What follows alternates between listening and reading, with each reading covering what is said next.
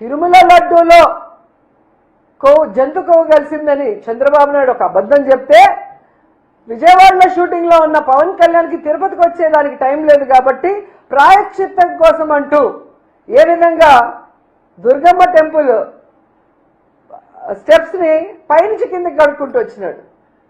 మరి చంద్రబాబు నాయుడు చెప్పిన ప్రాయశ్చిత్తం కోసం చేసిన ఆ అబద్ధపు ప్రచారానికి ప్రాయశ్చిత్తం కోసం దుర్గమ్మ టెంపుల్ మెట్లు కడిగావే, మరి ఈరోజు నువ్వు చంద్రబాబు నాయుడు చెప్పింది పచ్చి అబద్ధం. ఆ నెయ్యిలో జంతు కొవ్వు కానీ పంది కొవ్వు కానీ ఫిష్ ఆయిల్ కానీ కలవలేదు అని చెప్పి సాక్షాత్తు సిబిఐ రిపోర్ట్ కోర్టుకి ఇచ్చింది కదా. మరి ఇప్పుడు ఏం గడుగుతారు, ఎక్కడ గడుగుతారు? పవన్ కళ్యాణ్ చెప్పాలి. ఈరోజు భక్తులందరి కాళ్ళు కడిగి మీ నెత్తిన చల్లుకోవాలి.